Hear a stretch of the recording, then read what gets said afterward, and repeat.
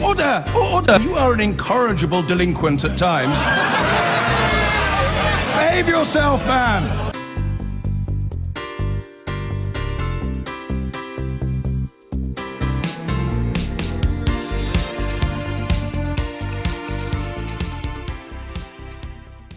Now, your big preoccupation at the moment is, of course, the EU vote in just a few weeks' time. How worried are you that, despite using some pretty big bazookas, the endorsement of the US president for remaining in the EU, your own Treasury analysis that claimed that we would be several £1,000s worse off, each of us, if we leave, that actually the polls are still neck and neck? You must be pretty alarmed by that. Well, this is a massive question for our country, for all the people who live in this country, about who we want to be as a nation, about our economy.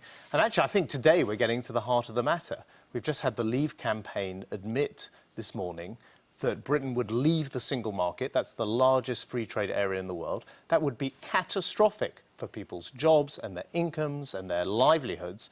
Now, some people might think wrecking the economy is a price worth paying. I absolutely reject that. Is it, just to be clear, because I want to be sort of look at your language for a bit, you think it would be catastrophic because most of the forecasts show we would be poorer relative to where we would be, but there would still be growth. There would just be less growth. That's not catastrophic, is it? Well, I think there's, first of all, a long-term cost, equivalent to around £4,300 per families if we lose. But relative to where we would otherwise be? Look, if we leave the single market, actually, our analysis says we'd be worse off than that. And there's a short-term hit. I think it's very important for people to think about that, and we're going to be producing some more research on that in the coming weeks.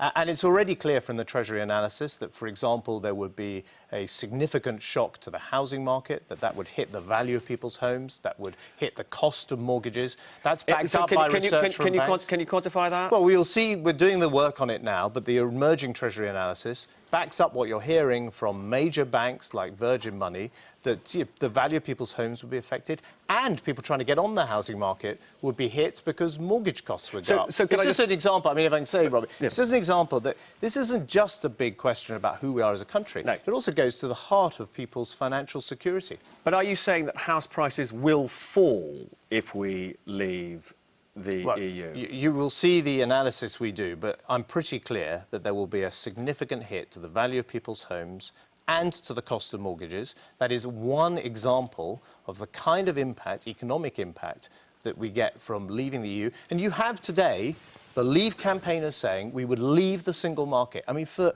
me, that is an absolutely catastrophic economic mistake for our country.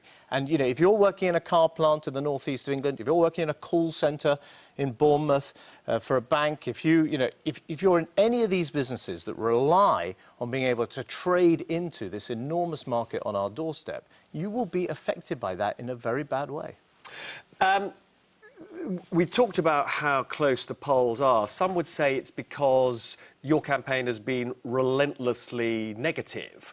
What are the positive things that you want to say about us staying in the European Union? Well, look, I think our campaign is hugely positive because we go to the heart of the matter of what is politics about in a democracy. We are trying to make people's lives better. We are trying to give people jobs. We're trying to give people aspirations. But you and David Cameron that they can have been very serious critics of both the Eurozone and the economic failure there, about too much interference from Brussels. What are the good things about Brussels and Europe that you want to... Well, the Prime Minister will be making a big patriotic case for our membership of the EU. And for me, it goes to the heart of who we are as a country, right? Britain has always been a country that has faced out to the world, has had more influence on the world, perhaps than almost any other country. And I don't want to pull up the drawbridge. I don't want to retreat to a small island. There are politicians out there around the world at the moment who play on people's anger, who think you can cut yourself off from the modern economy, who think the simple answer is to build a wall. I think that is a total mistake, right? And the people who suffer when you do that are actually the people on low pay, the people in insecure jobs. They are the people who suffer when you pull out of the single market. It's easy for, politicians to sit on programmes like this and say, we're just going to come out of the single market. You go to the person working in the car plant and say, what does that mean for you? That means your job's at risk. And there's nothing negative about that. There's a big positive case here about let's work with the people in our neighbourhood, in this part of the world, to create jobs for people, better incomes for people, better living standards for people, a more safe and secure world, just like we've heard today from the head of, former heads of MI5 and MI6, telling us that by working with our partners, we create more safety in our country. Now, for you, what's more important, this EU vote or the unity of the Tory party? And the reason I ask that is because one of the things that people find quite striking is that the Prime Minister has, so far, refused to engage in direct public debate with the leaders of the Leave campaign, Michael Gove and Boris Johnson. And it's thought that that's because he's terrified of the splits within the Tory party being on display. But if he doesn't engage in a public debate with Boris Johnson and Michael Gove, won't people draw the conclusion that he thinks their arguments are stronger? Well, first of all, you're going to be seeing and hearing a lot from the Prime Minister over the next few weeks, because he feels passionately about this case, as I do. But will he engage in a debate against that? Well, look, there is a difference between the two campaigns. So, on the Leave side, you've got some Conservatives and UKIP. On the Remain side, you've got the Conservative leadership, the Labour Party, the trade union movement, the Green Party. You've got a whole, a rainbow coalition across the political spectrum. And so you're going to hear from a lot of different voices. You're going to hear from Labour voices as well as... Why not have that head-to-head debate? Well, because I know everyone wants to turn it into a Tory soap opera, but that's not the point. The point is that But the leaders of the debate surely have to go head-to-head. Well, the leaders, as I say, in our campaign, we have got the leaders of the major political parties of Britain. We've got civic society, we've got the trade union movement, we've got the business community. So you're going to be hearing from a whole range of voices. It's true that when it comes to the Leave campaign, there are a few voices which you'll probably hear again and again. Right.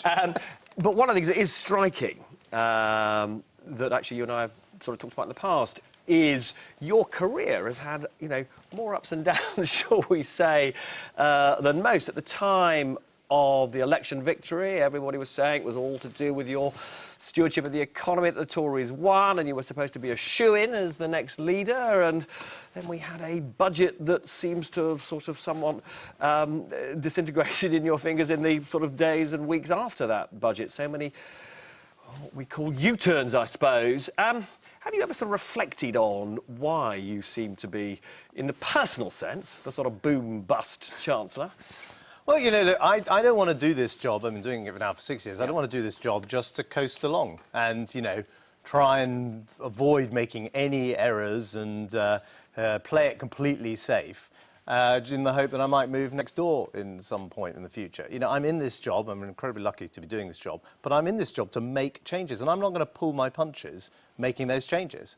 In the last month alone, we've introduced a national living wage, legislated for £12 billion of savings in welfare, taken 1 million people out of tax. I've announced a new sugar tax to tackle childhood obesity, and little noticed, Manchester has just got control of the National Health Service in that part of the country, a massive act of devolution. So these are all big changes. They're controversial. When you've got a small majority, you don't win every fight you have.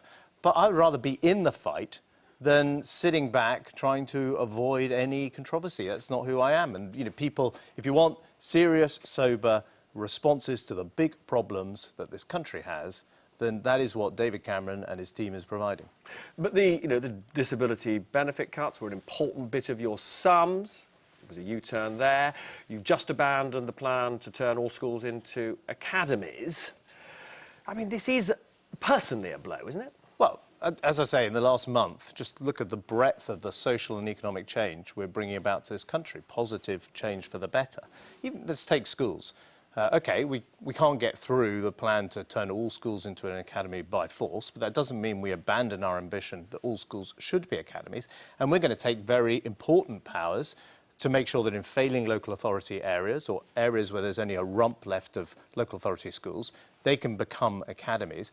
And why are we doing this? Not because we do it just for the sake of it. We do it because, the education of our children is vitally important, and anyone who looks at Britain from around the world says we have a problem with our schooling system and the quality of education in this country. And so we want to work with teachers, with parents, with the kids in the schools to make sure we tackle that problem. But yeah, you're right, Robert. The easiest thing in the world would have been to say, you know what, I'm not going to make any changes to education. I'm not going to make any changes to the way we devolve power in this country, and we're not going to try and control the welfare bill. And we're going to opt for the easy life. But you know what? If you want someone who's going to give simplistic answers, then get someone else. Don't look to me. I am always going to be in the fight, fighting for the improvements I want to see to this country. And do I win every battle? No. But is the country in better shape than when David Cameron and I walked into Downing Street 6 years ago? Yes, it is.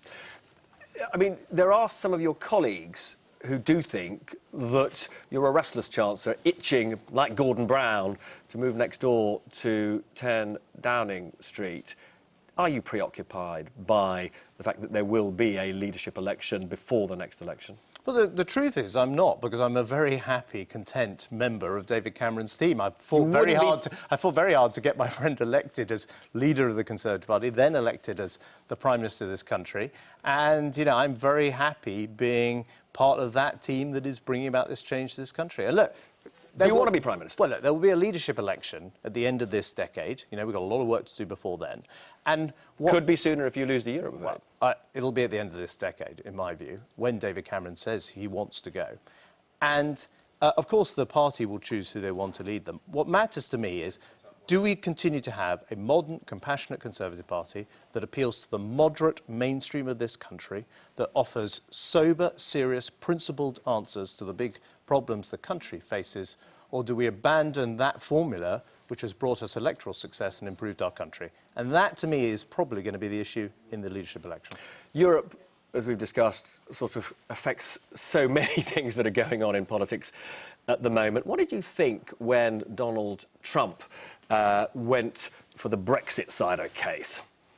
Well, it's becoming quite an odd collection of people who support Brexit around the world, isn't it? I mean, it's like Marine Le Pen and Donald Trump, and we've got George Galloway and Nigel Farage. And Boris Johnson and Michael Gove. It's quite striking that, all of our allies around the world want us to remain in. All of the major financial institutions in the world, like the IMF, think we'd be better off in. That the leaders of all the mainstream political parties of Britain think we should remain in. I think everyone's got to make their own mind up. But when you make a decision, it's sometimes good to listen to what other people are saying. And straight choice, Hillary Clinton or Trump for president, and you can't say it's a matter for the American people. Why not? You can't say that because you allowed Obama to come over here and intervene in our Europe debate. So you have to have a view. Well, which one? We Clinton look forward to working with whoever the next president is, whoever she may be. How about that? Well done. Anyway, thank you so much, Chancellor, for joining us on the very first Peston on Good luck with Sunday. the show.